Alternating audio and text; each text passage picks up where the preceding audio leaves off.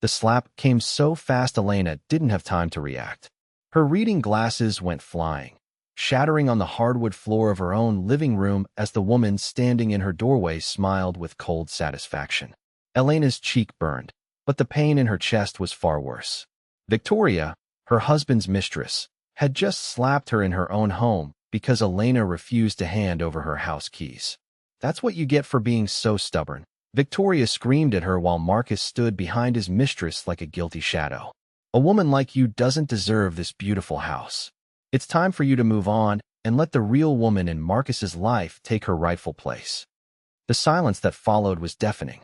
Marcus didn't move to help Elena as she crouched down, trembling, to pick up her broken glasses.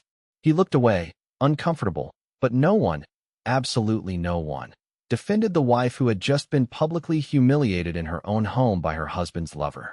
Marcus stood motionless, his gaze fixed on the floor as if Elena were invisible. "You're not welcome here anymore," Victoria continued, smoothing her designer dress. "Marcus and I need our space to start our new life together. This house would be perfect for us while we plan our future." Her words were pure venom. For months, Elena had endured Victoria's increasingly bold intrusions into her marriage, her condescending comments about Elena's age, her modest lifestyle, her dedication to her teaching career. But this had crossed a line that should never have been touched. Elena rose slowly, feeling both sets of eyes on her like sharp daggers. Tears streamed down her face, but inside something had changed forever. That slap wasn't just a physical blow. It was the final straw. For 15 years, Elena had been a devoted wife, living with love and loyalty. She had secrets no one, not even her own husband, knew. Memories of the last few months began to bombard her mind as she slowly walked toward her front door. Elena remembered when Victoria first appeared in their lives 8 months ago. Marcus had introduced her as a new business partner for his consulting firm, but Elena had immediately sensed something wasn't right. The way Victoria looked at their home, evaluating every corner with calculating eyes, the way she touched Marcus's arm just a little too long, the way she spoke about Elena as if she weren't there. "What a cozy little place," Victoria had murmured as she examined Elena's carefully chosen furniture and family photos. Her tone suggested pity rather than admiration. Marcus, completely enchanted by this younger woman, didn't notice the condescension in Victoria's voice. From that first dinner, Elena knew she was fighting for her marriage. Victoria barely acknowledged the meal Elena had lovingly prepared, claiming she was on a special diet. When Elena asked about Victoria's background, Victoria gave evasive answers while asking pointed questions about Elena and Marcus's financial situation. "And how do you two manage on a teacher's salary and Marcus's small consulting business? It must be challenging to maintain such a lovely home," Victoria had said with fake concern. What Victoria didn't know was that Elena had been observing her as much as Victoria had been observing Elena's life. Over the next few months, Elena began to notice patterns that confirmed her worst fears.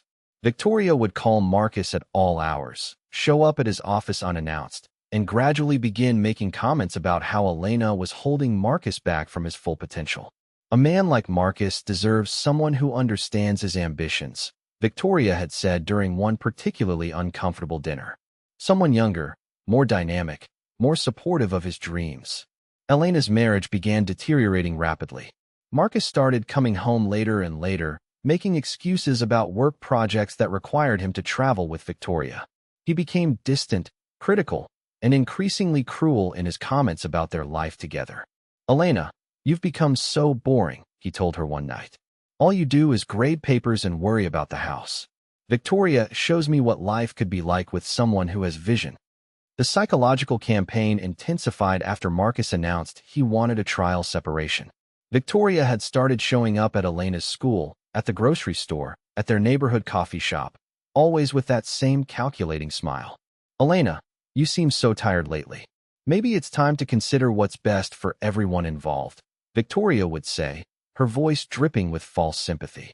But Elena had been doing her own research. Through a friend who worked in private investigation, Elena discovered the truth about Victoria's past. Victoria was a serial relationship destroyer who targeted married men with assets. She had broken up 3 marriages in the past 5 years, always managing to walk away with significant financial settlements or property. Marcus was just her latest target, and Elena's house was the prize Victoria had set her sights on. The revelation that Victoria was a professional homewrecker who had done this before hit Elena like a physical blow. Her husband hadn't fallen for a younger woman out of genuine love. He had been deliberately targeted and manipulated by someone who made a living destroying families. Marcus, Elena realized, was as much a victim as she was, though his weakness and betrayal were unforgivable. In the weeks leading up to that confrontation, Victoria's attempts became more aggressive. She started showing up at Elena's house when Marcus wasn't there, making increasingly bold demands. "Elena, you need to be realistic about your situation," Victoria had said just 3 days earlier. "Marcus loves me now.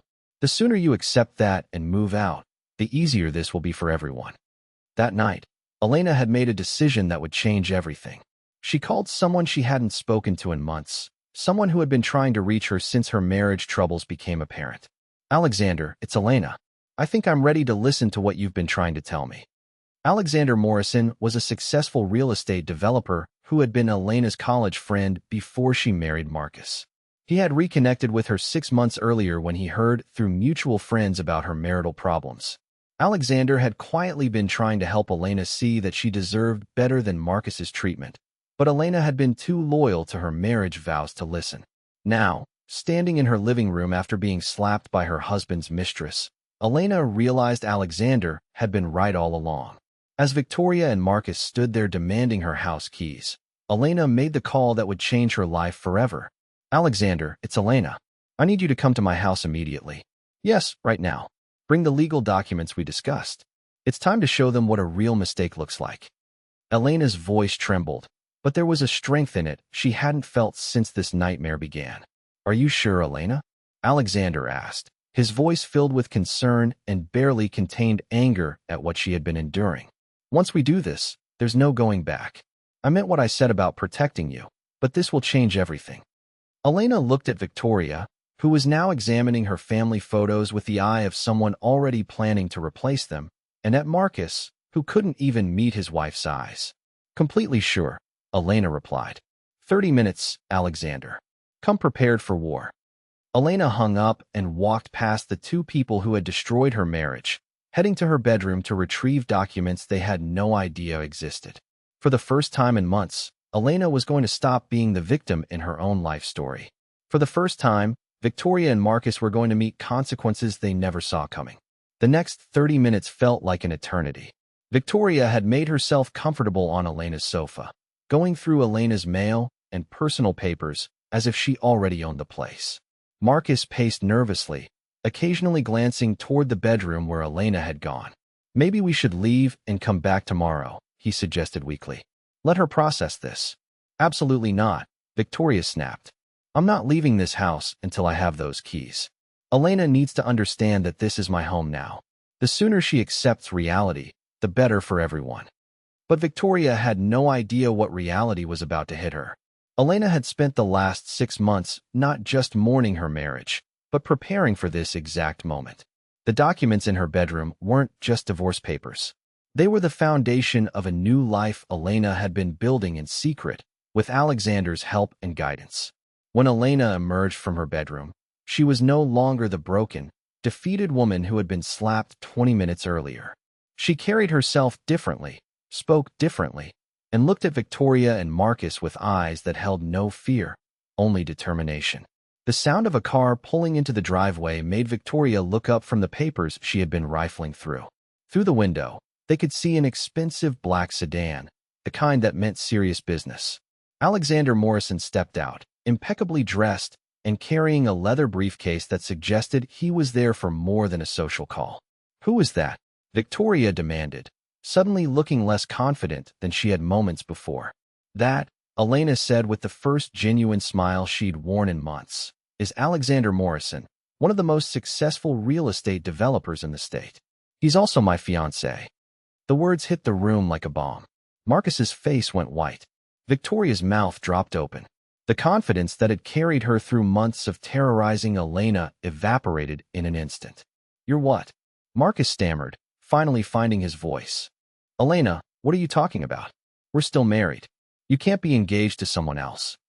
"Actually," Elena replied, pulling divorce papers from the folder she carried. "We've been legally separated for 2 months. The papers you signed thinking they were temporary separation agreements were actually preliminary divorce documents." Alexander's lawyers are very thorough. Alexander entered through the front door without knocking, moving with the confidence of a man who belonged there.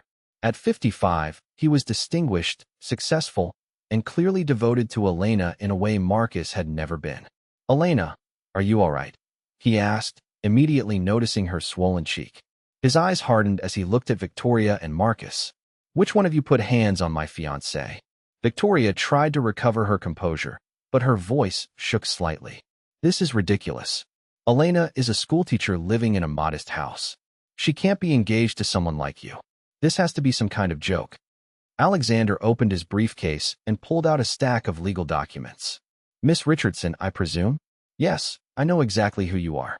My investigators have been very thorough in documenting your career as a professional relationship destroyer. Elena might have been fooled by your act, but I wasn't." The room temperature seemed to drop 10 degrees. Victoria's face lost all color as she realized that not only had her scheme failed, but her entire operation had been exposed. "I don't know what you're talking about," she tried to bluff, but her voice lacked conviction. "Really?" Alexander asked, pulling out a thick folder. "Then you won't mind me reading aloud about your previous 3 victims? The Anderson family in Chicago, where you convinced the husband to mortgage his house to fund your supposed business venture? The Williams family in Denver, where you walked away with a settlement after threatening to expose the husband's affair unless his wife signed over half their assets? Or the Thompson family in Seattle, where you actually succeeded in getting the wife to move out and hand over her house keys?" Each revelation hit Victoria like a physical blow. Marcus stared at her in horror, finally understanding that he hadn't been special or chosen. He had been marked as prey. "Victoria," he whispered, "is this true? You told me you'd never been married, that you'd never been involved with married men before me." "It's all lies," Victoria protested, but she was backing toward the door. "Elena put him up to this. She's making it all up because she can't accept that you chose me." Alexander pulled out his phone and showed them a screen that made Victoria freeze in terror. "This is the security footage from Elena's school parking lot last week, where you approached her students asking questions about their teacher's personal life. This is the recording of your phone conversation with your accomplice, discussing how much you think this house is worth and how long it would take to force Elena out. And this," he said, producing another document, "is the restraining order that was filed this morning, prohibiting you from coming within 500 feet of Elena or this property." The systematic destruction of Victoria's carefully constructed lies left the room in stunned silence. Elena watched as the woman who had terrorized her for months crumbled under the weight of her exposed deceptions. But there was more. "Marcus," Alexander continued, turning to Elena's husband, "you might be interested to know that the business deal Victoria convinced you to invest your retirement savings in doesn't exist. The company she claimed to represent dissolved 6 months ago. The $85,000 you gave her for startup costs is gone." Marcus collapsed into a chair, the full scope of his betrayal finally becoming clear. Not only had he destroyed his marriage for a lie, but he had been financially ruined in the process. "Elena," he pleaded, "I didn't know. I swear I didn't know any of this. You have to believe me." Elena looked at the man she had been married to for 15 years, seeing him clearly for the first time in months. "Marcus, whether you knew or not, you chose to betray our marriage. You chose to bring this woman into our home. You chose to humiliate me and demand that I give up the house I bought before I even met you. The fact that you were being manipulated doesn't erase the choices you made." Alexander handed Elena another set of documents. "Elena, these are the papers we discussed.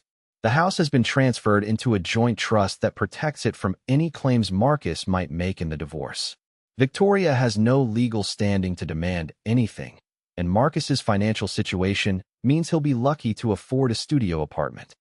But the biggest surprise was yet to come. Alexander turned to address both Victoria and Marcus directly. "There's something else you both need to understand. Elena isn't just a schoolteacher who got lucky enough to meet someone willing to help her. She's been working with me for the past 6 months to expose Victoria's operation. Every conversation, every threat, every demand has been recorded and documented." Elena pulled out a small recording device from her pocket. "Including today's assault, and illegal demands for my property.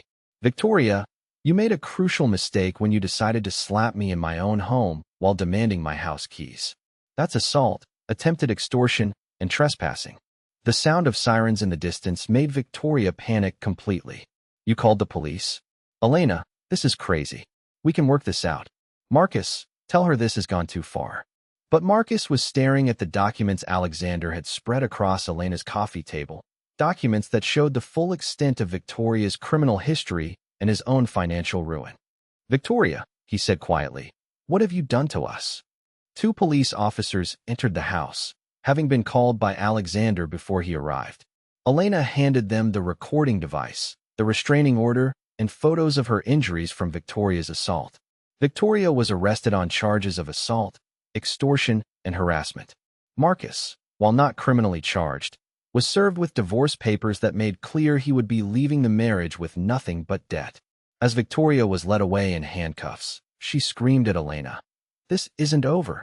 You can't destroy my life like this. I'll find a way to make you pay." But Elena was no longer listening. For the first time in months, she felt safe in her own home.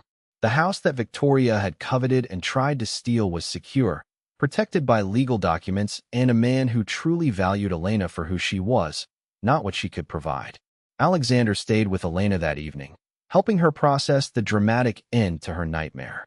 "I know this is overwhelming," he said as they sat on her front porch, watching the sunset.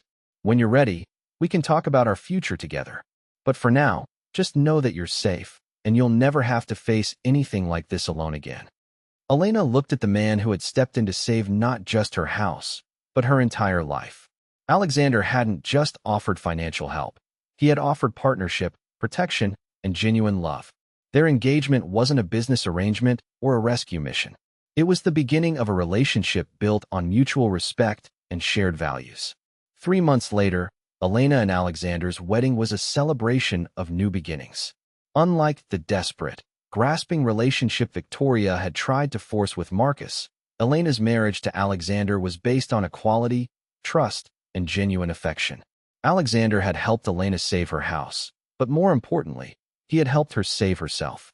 Victoria was sentenced to 18 months in prison for assault and fraud. Marcus, bankrupt and alone, moved in with his brother and took a night shift job to pay off the debts Victoria had helped him accumulate. The house he had so carelessly tried to give away to his mistress remained Elena's sanctuary, now shared with a man who appreciated both the home and the woman who had created it. Elena returned to teaching with renewed energy, knowing that her personal life was finally built on solid ground. She had learned that love doesn't demand you sacrifice your dignity, your security, or your self-respect. True love protects those things and helps them flourish.